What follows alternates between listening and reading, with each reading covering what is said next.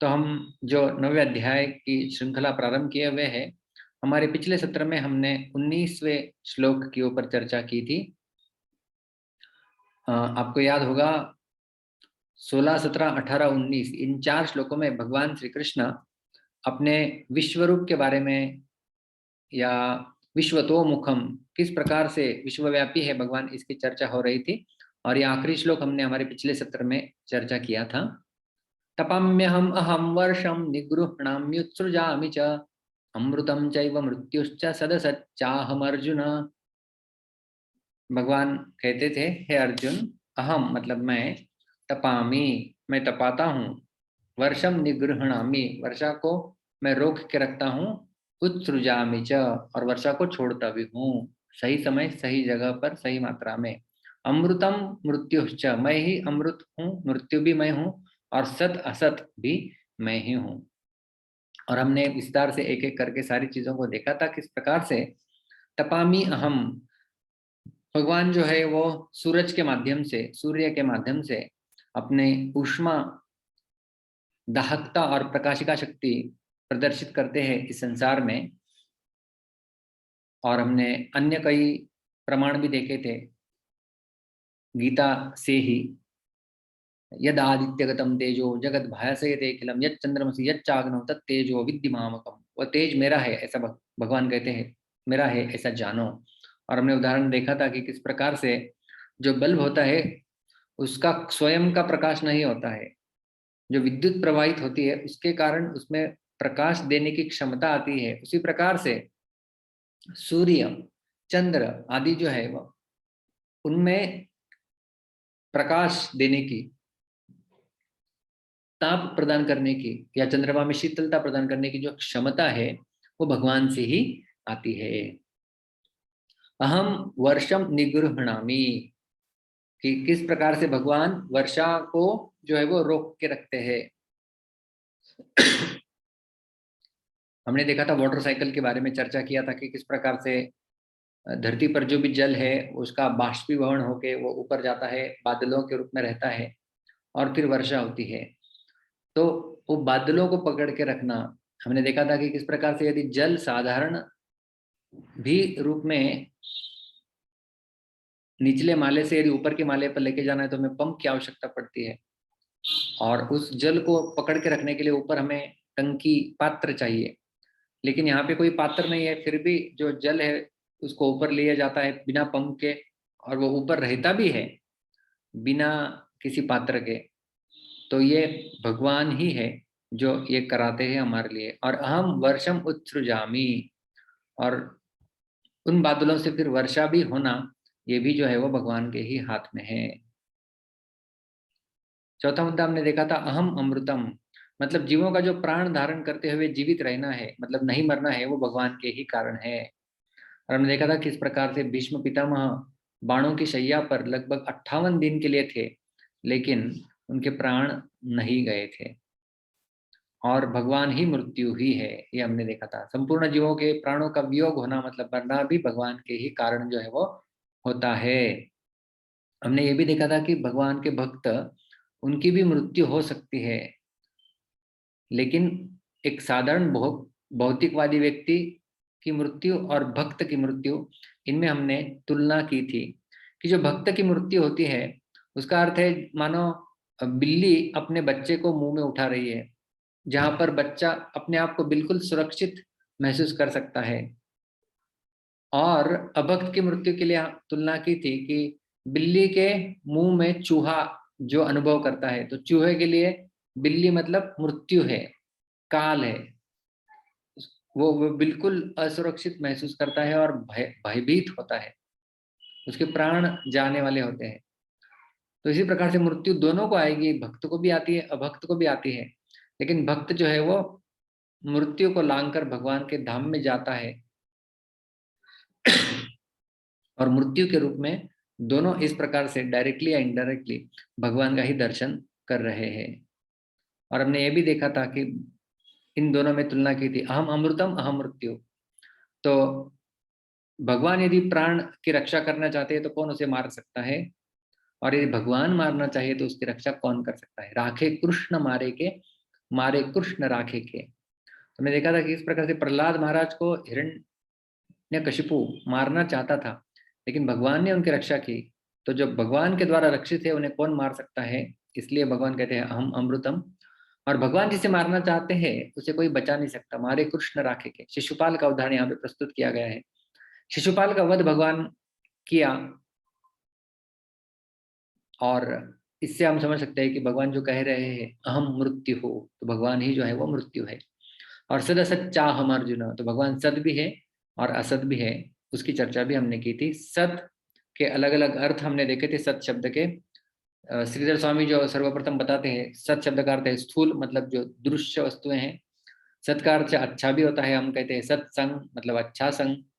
सत का अर्थ आध्यात्मिक या शाश्वत भी होता है, और उसके बिल्कुल विपरीत एक है असत। तो भगवान कहते हैं असत भी मैं ही हूँ। तो इसमें सूक्ष्म या अदृश्यम जो है वो असत है। बुरा, हम कहते हैं ना असत संग छाड़ यही वैष्णव आचार। तो असत का अर्थ है बुरा, और असत का एक और अर्थ है भौतिक या अशाश्वत। तो भगवान जो है वो राक्षसों के लिए बिल्कुल प्रतिकूल है, और भक्तों के लिए जो है वो अनुकूल है। और भगवान ने अर्जुन शब्द का प्रयोग इस श्लोक में किया था कि मैं अर्जुन जैसे भक्तों के लिए अत्यंत अनुकूल हूँ, परंतु आसुरों के लिए मैं अत्यंत प्रतिकूल हूँ। अभी जो है वो अगले श्लोक जो है उनमें अलग प्रकरण शुरू होता है, इसलिए पिछले श्लोक के साथ जब हम संबंध लगाना चाहेंगे तब हमें पिछले कई सारे श्लोकों के साथ संबंध लगाना होगा, तब जाके वो थ्रेड क्या चल रहा है वो हमें समझ में आएगा। तो मैं पहले से तो नहीं लिया है, लेकिन 10वें श्लोक से यदि प्रारंभ करें कि भगवान की अध्यक्षता में ही प्रकृति कार्य करती है। मयाध्यक्षेण प्रकृति ही सूयते से चराचरम हेतु नानेन कौन्तेय जगत विपरिवर्तते। कि भगवान की अध्यक्षता में प्रकृति कार्य कर रही है। और 11वें और 12वें श्लोक में तुरंत भगवान ने कहा था कि इसे न जानने वाले मूर्ख लोग भगवान की अवहेलना करते हैं और आसुरी प्रकृति के अधीन रहते हैं। अवजानन्ति मां मूढ़ा मानुषिम तनुमाश्रितम परम भावम अजानन्तो मम भूत महेश्वरम। और उसका फल क्या होता है वो भी 12वें श्लोक में दिया था। मोघाशा मोघ कर्माणो मोघ ज्ञाना विचेत सह राक्षसीम आसुरीम चैव प्रकृतिम मोहिनीम श्रिता, आसुरी प्रकृति के अधीन रहते हैं।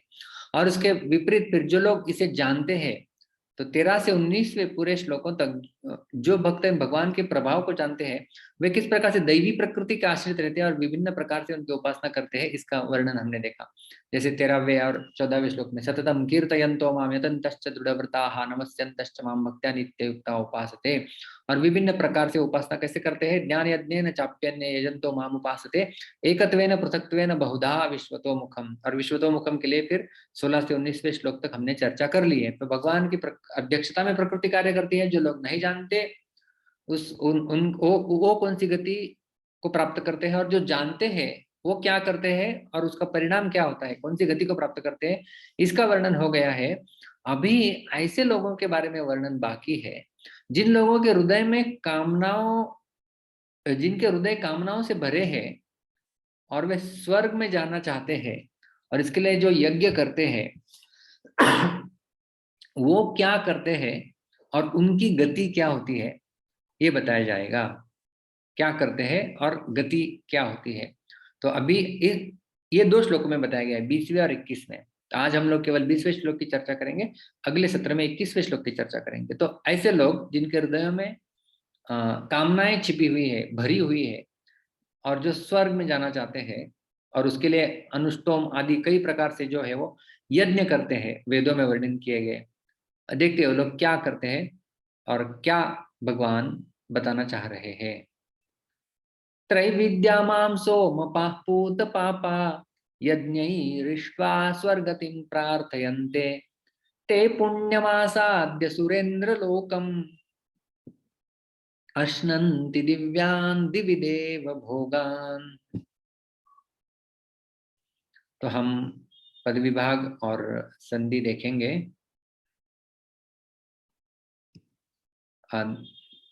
दैविक मैंने आपको अनम्यूट किया है।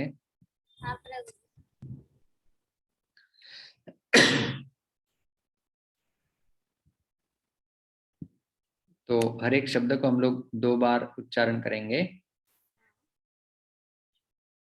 बाकी लोगों ने हाथ ऊपर करके हम लोग एक एक करके आपको श्लोकों को गाने का मौका देंगे जरूर। त्रैविद्याः त्रैविद्याः त्रैविद्याः त्रैविद्याः मां मां मां मां सोमपाः सोमपाः सोमपाः सोमपाः पूतपापा पूतपापा पूतपापाः पूतपापाः यज्ञैः यज्ञैः यज्ञैः यज्ञैः इष्ट्वा इष्ट्वा इष्ट्वा। इष्ट्वा। यहाँ पर विसर्ग का रेफ बन जाता है और शब्द बनता है यज्ञैरिष्ट्वा यज्ञैरिष्ट्वा स्वर्गतिं स्वर्गतिं स्वर्गतिं स्वर्गतिं प्रार्थयन्ते प्रार्थयन्ते प्रार्थयन्ते प्रार्थयन्ते ते ते ते ते पुण्यं पुण्यं पुण्यं पुण्यम् आसाद्य आसाद्य आसाद्य आसाद्य सुरेन्द्रलोकम् सुरेन्द्रलोकम् सुरेन्द्रलोकम् सुरेन्द्रलोकम् अश्नन्ति अश्नन्ति अश्नन्ति अश्नन्ति दिव्यान् दिव्यान् दिव्यान् दिव्यान् दिवि दिवि दिवि दिवि देवभोगान् देवभोगान् देवभोगान्। देवभोगान्। आप सभी उच्चारण कर सकते हैं। श्लोक के एक एक पाद का उच्चारण करेंगे, मेरे पीछे दोहराइए। त्रैविद्या मां सोमपाः पूतपापा त्रैविद्यानां सोमपापूतपापा यज्ञैरिष्ट्वा स्वर्गतिं प्रार्थयन्ते यज्ञैरिष्ट्वा स्वर्गतिं प्रार्थयन्ते ते पुण्यमासाद्य सुरेन्द्रलोकम् ते पुण्यमासाद्य सुरेन्द्रलोकम् अश्नन्ति दिव्यान् दिवि देवभोगान् अश्नन्ति दिव्यान् दिवि देवभोगान्। धन्यवाद।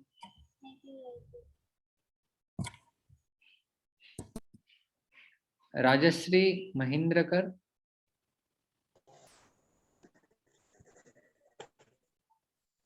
धन्यवाद प्रभु जी। हाँ, एक त्रैविद्यमान, मेरे पीछे बोलिए। त्रैविद्या मां सोमपाः पूतपापा त्रैविद्यमां सोमपापूतपापा यज्ञैरिष्ट्वा स्वर्गतिं प्रार्थयन्ते यज्ञैरिष्ट्वा स्वर्गतिं प्रार्थयन्ते ते पुण्यमासाद्य सुरेन्द्रलोकम् ते पुण्यमासाद्य सुरेन्द्रलोकम् अश्नन्ति दिव्यान् दिवि देवभोगान् अश्नन्ति दिव्यान् दिवि देवभोगान्। धन्यवाद प्रभु जी। हरे कृष्णा। तारा रानी जी, मैंने आपको अनम्यूट किया है। हरे कृष्णा प्रभु जी। हरे कृष्णा।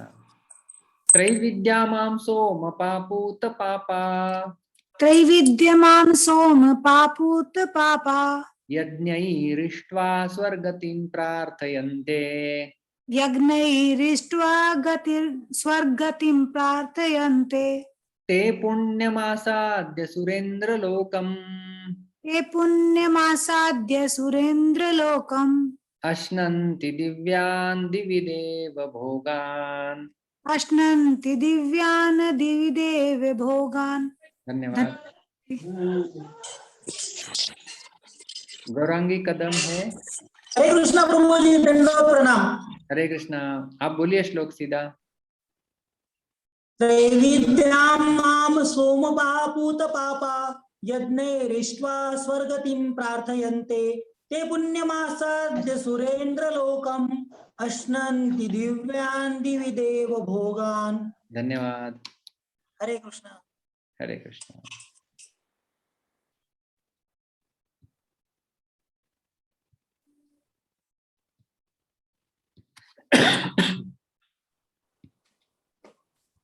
मेहरबानी हाथ उठाती गुरुजी मुझे मौका।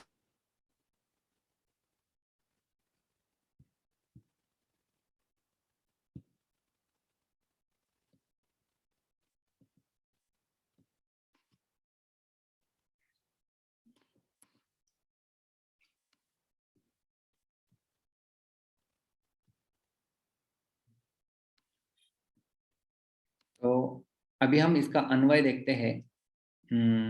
ये श्लोक का मीटर अलग है, आपने देखा होगा। हम जो पहले वाले जो श्लोक बोलते थे वो उसमें केवल छोटे श्लोक थे अनुष्टुप छंद के। ये 21 और 20 और 21 ये थोड़े बड़े श्लोक है, इनका छंद अलग है। तो अन्वय के रूप में यदि हम देखते हैं तो वो लोग, जैसे मैंने बताया ना कि जिनके हृदय कामनाओं से भरे हैं, तो वो लोगों के 3 विशेषण यहाँ पे दिए गए हैं। त्रैविद्याः, सोमपाः, पूतपापाः, ये तीन उनके विशेषण हैं। वो लोग यज्ञैः माम इष्ट्वा, मतलब यज्ञ के द्वारा मेरी पूजा करने के पश्चात स्वर्गतिम प्रार्थयन्ते, वो स्वर्ग की कामना करते हैं, स्वर्ग की प्रार्थना करते हैं, स्वर्ग जाना चाहते हैं। और ते पुण्यम सुरेंद्र लोकम आसाद्य, और इस प्रकार से पुण्य लोक, सुरेंद्र लोक मतलब इंद्रलोक को प्राप्त करने के बाद दिवी मतलब स्वर्ग में दिव्यान देव भोगान अश्नन्ति, देवताएं जिन भोगों को उपभोगते हैं उनको, उन दिव्य भोगों को ये भी अश्नन्ति का अर्थ है उपभोग लेना, ये भी उपभोग लेते हैं। तो एक एक शब्द से हम लोग इसे और स्पष्ट रूप से समझने का प्रयास करेंगे।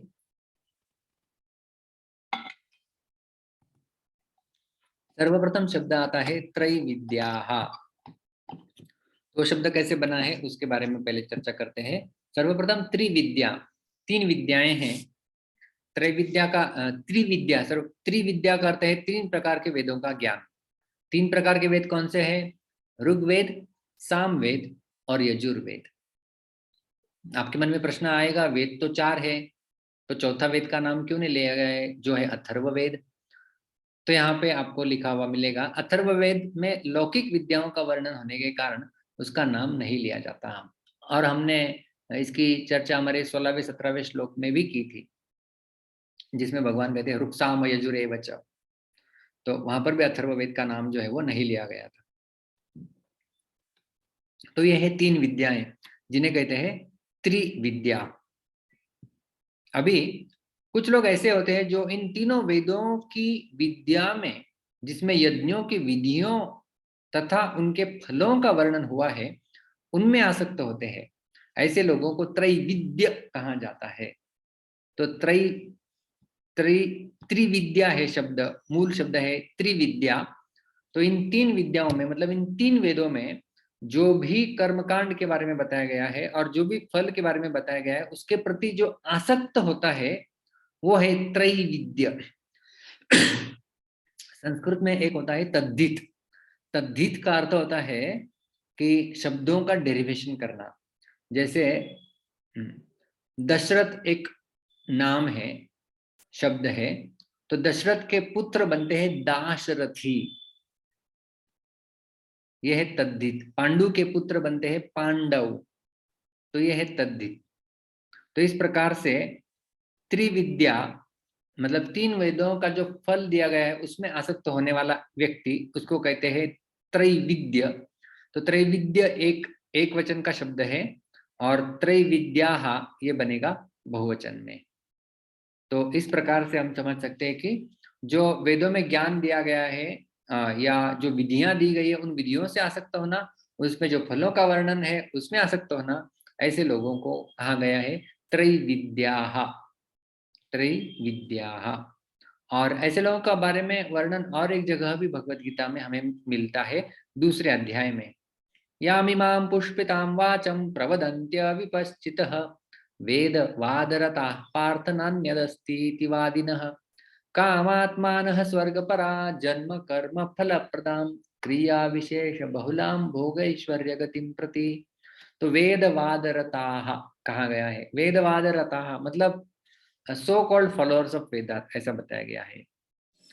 याम इमाम पुष्पिताम वाचम, ये जो है वो पुष्पिता वाचा मतलब फ्लावरी लैंग्वेज शिला प्रभुपाद जी कहते हैं कि जो फूलों जैसी लगने वाली जो वेदों की भाषा है, वाचम ये जो वचन है, प्रवदंती विपश्चितः, जो सत्य को नहीं जानते हैं, ठीक से समझते नहीं है, वो लोग क्या प्रवदंती क्या बोलते हैं, नान्यद अस्ति इति वादिनः, ऐसा ऐसा वो घोषित करते कि इससे अलावा और कुछ श्रेष्ठ नहीं है। किससे अलावा? स्वर्ग में जाने के अलावा, अपने कामनाओं को पूर्ण करना। और वो उनके वर्ण क्या गया है? स्वर्ग परा, स्वर्ग में ही वो जाना चाहते हैं। इन लोगों को कहा गया है वेदवाद रताः। तो केवल वो लोग जो है वो वास्तव में वेदों के पंडित नहीं है, वो वेदवाद रत है।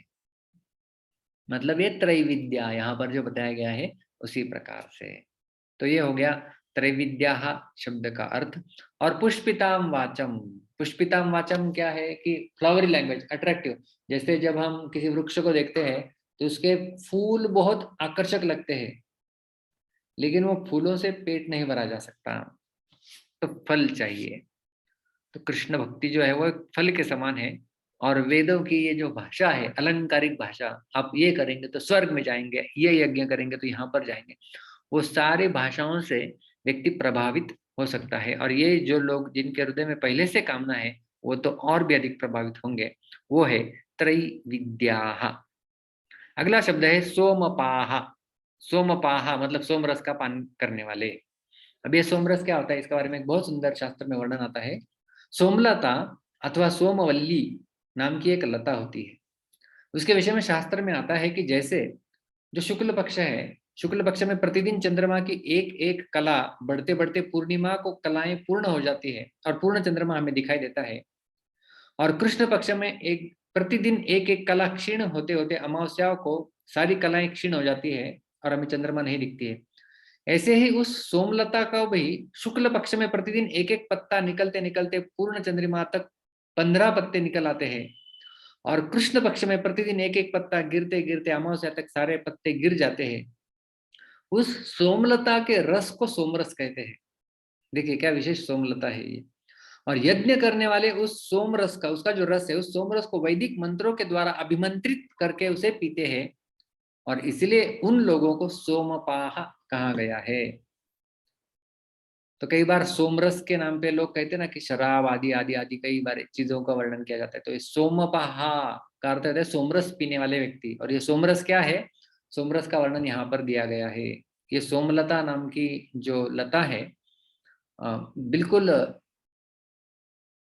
जैसे कृष्ण पक्ष होता है ना, कृष्ण पक्ष और शुक्ल पक्ष में पूर्णिमा बढ़ता बढ़ता जाता है 15 दिन में, तो 15 पत्ते उसे आते हैं और एक एक घट भी जाते हैं अमावस्या आने तक। तो उन पत्तों को पर्टिकुलर एक दिन में निकालना, उनका रस करना, पूर्णिमा के दिन खास करके इन्हें निकाला जाता है और इनका रस बना के अभिमंत्रित करके उसको ये लोग पीते हैं। और वो भी यज्ञ में उसका प्रयोग होता है। और यज्ञ का जो शेष है, यज्ञ शिष्टाशिनः, यज्ञ शिष्ट उसे कहते हैं, उस यज्ञ शिष्ट के रूप में ये लोग इस सोम रस का जो है वो पान करते हैं। ऐसी ये दिव्य सोमलता है, तो इसलिए उन्हें कहा गया है सोमपाः, मतलब सोमरस का पान करने वाले। अगला शब्द है पूत पापाः। तो इस प्रकार से वेदों में वर्णित यज्ञों का अनुष्ठान करने वाले और वेद मंत्रों से अभिमंत्रित सोमरस को पीने वाले मनुष्यों के स्वर्ग के प्रतिबंधक पाप नष्ट हो जाते हैं। यहाँ पर महत्वपूर्ण है, स्वर्ग जाने के लिए जो पाप उनको बांध रहे हैं उन ही पापों से केवल वो मुक्त हो जाएंगे, 100% पापों से नहीं। इसलिए उनको पूत पापाः, पूत मतलब धोना, पाप मतलब पाप, तो सारे पाप कर्म उनके जो है वो धुल जाते हैं। ऐसे पाप कर्म जो उन्हें स्वर्ग में जाने से बाधा उत्पन्न कर रहे हैं, उनको धोया जा सकता है यज्ञ अवशिष्ट रूप में अभिमंत्रित सोमरस का पान करने से और वेदों में वर्णित यज्ञ का अनुष्ठान करने से। तो ये हो गया पूत पापाः। अभी केवल यहाँ पर एक शब्द विशेष है, उसकी चर्चा हम लोग हमारे अगले श्लोक में करेंगे, लेकिन केवल हमें जानने लायक यहाँ पर है कि प्रतिबंधक, स्वर्ग के प्रतिबंधक जो पाप है उनकी ही चर्चा यहाँ पर हो रही है। मतलब वो लोग इसके पश्चात स्वर्ग में जाने के लिए पात्र बन सकते हैं। यज्ञ ही माम इष्ट्वा, अगला शब्द है यज्ञ के द्वारा मेरी पूजा कर कर।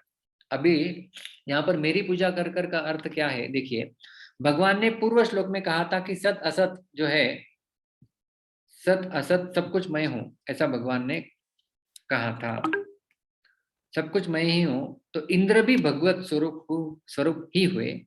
अतः यहाँ पर माम पद से इंद्र को ही लेना चाहिए, क्योंकि सकाम यज्ञ का अनुष्ठान करने वाले मनुष्य स्वर्ग प्राप्ति की इच्छा से स्वर्ग के अधिपति इंद्र का ही पूजन करते हैं। तो यज्ञ ही मतलब यज्ञ के द्वारा माम इष्ट्वा, मेरा पूजन करके, तो इंद्र भी भगवान के प्रतिनिधि ही है और ये लोग इंद्र की ही उपासना करते हैं।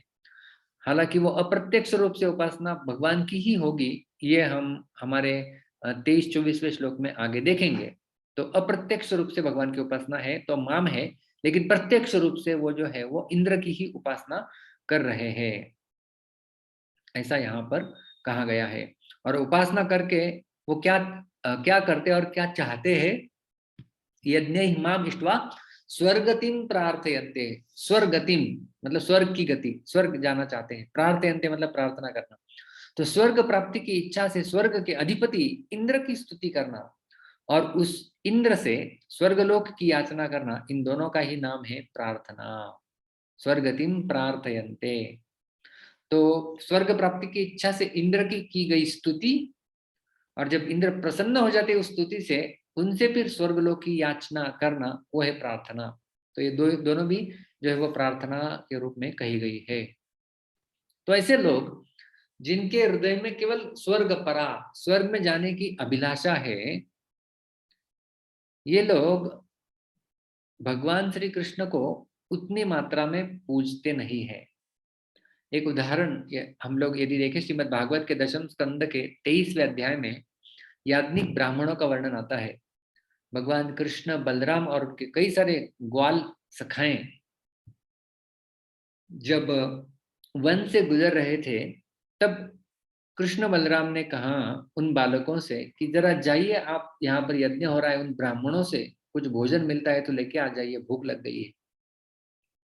साधारण बिल्कुल सीधे साधे बालक, वो सारे गोपाल चले जाते हैं, यज्ञिक ब्राह्मणों से पूछते कि कृष्ण और बलराम भूखे हैं, उनको कुछ दीजिए, तो वो सीधा मना कर देते, कुछ देते नहीं। बेचारे बालक वापस लौट आते हैं और फिर कृष्ण कहते हैं कि आप इनके पत्नियों के पास चले जाइए। तो उन पत्नियों के पास जब वो सारे बच्चे चले जाते हैं, गोप चले जाते हैं, तब पत्नियां भर भर के जो है वो अन्न प्रदान करती है और भगवान का दर्शन भी उन्हें वहां पर होता है। तो ये यज्ञिक ब्राह्मण यज्ञ कर रहे थे, यज्ञ ही इष्ट्वा, और उनका अभिलाषा क्या है, क्या चाहते थे? वो स्वर्गतिम प्रार्थयन्ते, वो स्वर्ग जाना चाहते थे। लेकिन उस स्वर्ग जाते जाते उन्होंने भगवान श्री कृष्ण को भी जो है वो सम्मान नहीं प्रदान किया, उन्हें ठुकरा दिया। इस श्लोक में अगला पद आता है, ते पुण्यम सुरेंद्र लोकम आसाद्य। सुरेंद्र लोकम, सुराणाम इंद्रस्य लोकः इति सुरेंद्र लोकः। सुरेंद्र लोक क्या है? अभी सुराणाम मतलब सुरों का, मतलब देवताओं का, जो इंद्र का अर्थ होता है स्वामी, जो देवताओं के स्वामी, उनका लोक, उसे कहते हैं सुरेंद्र लोक। देवताओं के स्वामी कौन है? इंद्र है। तो इंद्र एक पद भी है और किसी गुट के समूह का जो नेता है उन्हें भी इंद्र कहा जाता है, इसलिए देवों के स्वामी उन्हें कहते हैं देवेंद्र। तो सुराणाम इंद्रस्य लोकः, उन देवताओं का जो प्रमुख है उनका लोक, मतलब उसे कहते हैं सुरेंद्र लोक। और ये जो पुण्यम है वो सुरेंद्र लोकम शब्द का विशेषण है। विशेषण मतलब उसके बारे में विशेष जानकारी देने वाला। जैसे रमणीय वनम मतलब रमणीय वन, तो वनम एक शब्द है लेकिन उसका विशेष है रमणीयम, रमणीयम वनम। मधुरम फलम, फल है, लेकिन फल का विशेषण क्या दिया गया है? मधुरम, मीठा है वो। तो उसी प्रकार से सुरेंद्र लोकम, ये लोक तो है, इंद्रलोक है, लेकिन वो किस प्रकार का है? पुण्यम। पुण्यम का अर्थ क्या है? वहां पर जाकर कोई पुण्य करता है ऐसा नहीं है। पुण्य करने वाला व्यक्ति फल स्वरूप इंद्रलोक में जा सकता है, मतलब पुण्य करने के बाद ही जहां पर जाया जा सकता है वो है पुण्यम। इसलिए नीचे दिया गया है, ये श्रीधर स्वामी लिखते हैं अपने टीका में, पुण्य फल रूपम इति पुण्यम, मतलब पुण्य करने के बाद ही व्यक्ति कोई जो है वो स्वर्ग लोक में जा सकता है, उसे कहते हैं पुण्यम। ये विशेषण है सुरेंद्र लोकम का। और फिर उसके विपरीत क्या हो जाएगा? पाप फल रूपम पापम, मतलब नरक को हम पापम रूप से भी विशेषण प्रदान कर सकते हैं। जो पाप करेगा वो नरक में जाएगा, जो पुण्य करेगा वो स्वर्ग में चला जाएगा। इतना आसान है। और वहां पर जाके क्या करेगा? केवल स्वर्ग में जाना चाहेगा कोई व्यक्ति, लेकिन क्यों जाना चाहेगा? क्योंकि वहां पर तो कुछ उपभोग है ना विशेष, इसलिए तो जाना चाहेगा। केवल ऐसे घूमने के लिए चले गए स्वर्ग चलो आ रहे, ऐसा नहीं। वहां पर कुछ मिलता है उन्हें। क्या मिलता है? दिवी, दिवी मतलब स्वर्ग में, दिव्यान देव भोगान अश्नंती, वे लोग स्वर्ग में जाकर देवताओं के दिव्य, दिव्य करते हैं यहाँ पर उत्तम, उत्तम भोगों को भोगते हैं। वे दिव्य भोग मनुष्य लोग के भोगों की अपेक्षा बहुत विलक्षण होते हैं। इस भौतिक संसार में भी लोग भोग करते हैं, लेकिन जो स्वर्ग के जो भोग है, उन भोगों की विशेषता कुछ और ही है, अलग है। इसलिए कहा जाता है, यदि हम इस पृथ्वी पर भोगों को भोगते हैं तो अनेक प्रकार के रोग आ जाते हैं। जितना अधिक भोग उतना अधिक रोग, तथा अनेक प्रकार के भय भी प्राप्त होते हैं। परंतु स्वर्ग लोक में भोग प्राप्त होते हैं और किसी भी प्रकार की बाधा नहीं होती है। स्वर्ग में लोग बूढ़े भी नहीं होते हैं, भोगों को भोगने की क्षमता भी अधिक होते हैं, और भोग भी कई सारे प्रकार के होते हैं। इसलिए उन्हें कहा गया है दिव्यान देव भोगान, देवताओं को जो भोग प्राप्त हुए हैं वह भोग उस व्यक्ति को भी प्राप्त होंगे जो स्वर्गलोक में चला जाएगा। दिवी, दिवी का अर्थ होता है स्वर्ग में। और दिव्यान, उन दिव्य भोगों को, उन उत्तम भोगों को अश्नंती, अश्नंती का अर्थ है, अश्नंती का अर्थ खाना भी होता है, अश्नंती का अर्थ भोग लेना भी होता है। जैसे अगले श्लोकों में वर्णन आएगा ना, पत्रम पुष्पम फलम तोयम यो मे भक्त्या प्रयच्छति तदम भक्ति उपरतम अश्नामी प्रयतात्मना। अश्नामी कहा है तो भगवान कहते हैं, क्योंकि भगवान प्रथम अपने प्रथम पुरुष में कहते हैं फर्स्ट पर्सन, इसलिए अश्नामी। और यदि थर्ड पर्सन अगले दूसरा कोई व्यक्ति करता है तो अश्नंती, इस प्रकार से प्रयोग होगा, तो वो भोग लेते हैं। तो स्वर्ग में दिवी दिव्यान देव भोगान अश्नंती, दिव्य प्रकार के जो देवताओं को उपभोग्य लायक वस्तुएं हैं उनका वो लोग उपभोग करते हैं स्वर्गलोक में जाकर। अभी जानना महत्वपूर्ण है, स्वर्ग जो है वो भोग भूमि है और पृथ्वी लोक जो है वो कर्म भूमि है। भोग भूमि का अर्थ क्या होता है? वहां पर केवल और केवल भोगों को उपभोगा जाता है। वहां पर आप जो भी कुछ करेंगे आपको कर्म के नियम, कर्म का सिद्धांत नहीं लागू होता है, केवल भोग भूमि है वो। और वो देवता योनि केवल भोग योनि है, वहां पर ही वास्तव में भोग लिया जा सकता है। इस पृथ्वी लोक में तो केवल ये तो कर्म भूमि है, यहाँ पर सारे कर्मों के नियम लागू होते हैं, कर्म है उसकी प्रतिक्रिया है सब कुछ। स्वर्ग जाएंगे पुण्य करेंगे तो पाप करेंगे तो नरक में जाएंगे, इस प्रकार से निर्णय होता है। तो पृथ्वीलोक जो है वो कर्म भूमि है, स्वर्ग लोक जो है वो भोग भूमि है। और उसी प्रकार से देवता योनि जो है वो भोग योनि है, मनुष्य योनि जो है वो कर्म योनि है। और दिवी दिव्यान देव भोगान, तो वहां पे क्या क्या दिव्य उत्तम उपभोग होते हैं?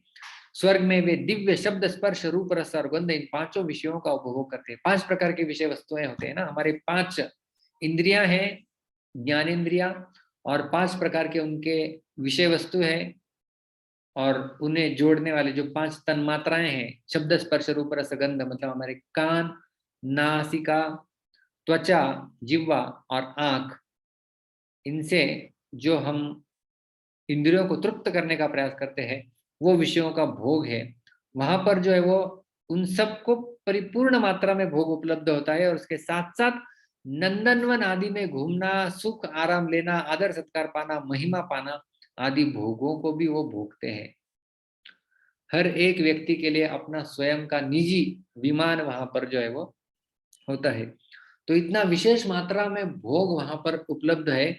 और जो व्यक्ति इस प्रकार से यहाँ पर यज्ञ करके, जो 3 वेदों में जिनका वर्णन किया गया है, सोमरस का पान करके, यज्ञ करके, यज्ञ इष्ट्वा, और स्तुति करके इंद्र की, उनको प्रार्थना करके जब कोई व्यक्ति जाता है तो वह स्वर्ग लोक में इस प्रकार का सुख का अनुभव कर सकता है।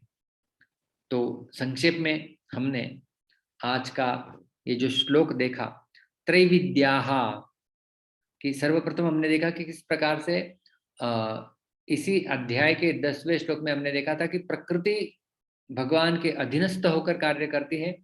जो लोग भगवान के इस प्रभाव को नहीं जानते हैं वो आसुरी प्रवृत्ति को प्राप्त करते हैं 11वां और 12वें श्लोक में। जो लोग इसे जानते हैं वो भगवान का भक्ति भाव से भजन प्रारंभ करते हैं, सततम कीर्तयन्तो माम। तो 13वें और 14वें श्लोक में उन भक्तों का वर्णन है, महात्मा अनस्तु माम पार्थ दैवीं प्रकृतिम आश्रिताः। उन महात्माओं का वर्णन है जो दैवी प्रकृति में आश्रित है और भगवान का सहारा लिए हुए हैं, भक्ति करते हैं। और वो किस प्रकार से उनकी उपासना होती है, एकत्वेन पृथक्त्वेन बहुधा विश्वतो मुखम, उसकी चर्चा हमने 19वें श्लोक तक की थी। और उसके पश्चात फिर ऐसे लोग जिनके हृदयों में कामनाएं भरी पड़ी है, वो लोग, जो लोग स्वर्ग की अभिलाषा रखते हैं, उनका वर्णन भगवान श्री कृष्ण 20-21 इन 2 श्लोक में करते हैं। और 20वां श्लोक हमने आज चर्चा किया था। त्रैविद्याः मतलब 3 विद्याएं, मतलब त्रिविद्या हमने शब्द देखा सर्वप्रथम कि जो वेदों ऋक्, साम और यजु, ये जो 3 वेद है उनमें किया गया जो यज्ञों का वर्णन है, उनके फलों से जो व्यक्ति आसक्त होता है उसे कहते हैं त्रैविद्या, और उसका बहुवचन बनता है त्रैविद्याः। सोमपाः मतलब जो सोमरस का पान करने वाले, सोमलता है जो एक विशेष लता पाई जाती है। जैसे चंद्रमा बढ़ता जाता है शुक्ल पक्ष में, पूर्णिमा तक उसे एक एक दिन एक एक पत्ता आता है और अमावस्या तक फिर एक एक पत्ता उसका झड़ जाता है। उस सोमरस को यज्ञ में आहुति देके यज्ञशिष्ट ग्रहण करते हुए ये लोग जो है वो विराजमान होते हैं। और पूत पापाः इस प्रकार से अधिष्ठान करने के पश्चात, पूत पापा मतलब जो पापों से धुल गए हैं, ऐसे पाप जो स्वर्ग में जाने के लिए बाधा उत्पन्न कर रहे हैं, उनसे लोग मुक्त हो जाते हैं। और यज्ञ क्यों करते हैं? यज्ञ ही माम इष्ट्वा, यज्ञ के द्वारा वो मेरी ही उपासना करते हैं। अप्रत्यक्ष रूप से भगवान की उपासना है, लेकिन प्रत्यक्ष रूप से वो इंद्र को ही जो है वो उपासना करते हैं। स्वर्गतिम प्रार्थयन्ते, वो स्वर्ग में जाने की प्रार्थना करते हैं। तो प्रार्थयन्ते के 2 अर्थ हमने देखे। सर्वप्रथम हमने देखा कि इंद्र की प्रसन्नता के लिए स्तुति गान करना वो प्रार्थना है, और जब इंद्र प्रसन्न हो भी जाए तो भी उनसे प्रार्थना करके स्वर्ग लोक में जाने की अभिलाषा व्यक्त करना वो प्रार्थयन्ते। और इसका परिणाम क्या होता है? ते पुण्यम सुरेंद्र लोकम आसाद्य, वो लोग प्राप्त कर लेते हैं किसको? सुरेंद्र लोकम मतलब सुराणाम इंद्रस्य लोकः इति सुरेंद्र लोकम हमने देखा।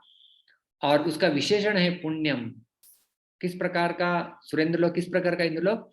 पुण्य करने के पश्चात ही वहां पर जो व्यक्ति जाएगा वो है पुण्यम सुरेंद्र लोकम।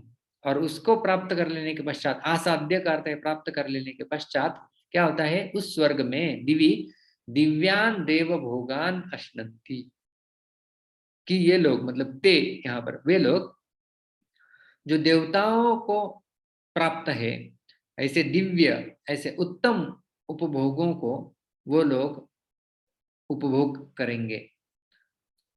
ठीक है, उपभोग तो करेंगे, लेकिन कितने समय तक करेंगे और उसके पश्चात क्या होता है, उनकी गति क्या होगी, इसकी चर्चा हम हमारे अगले श्लोक में करेंगे, अगले शुक्रवार को। बहुत बहुत धन्यवाद। हरे कृष्णा। किसी का कोई प्रश्न है तो लिया जा सकता है।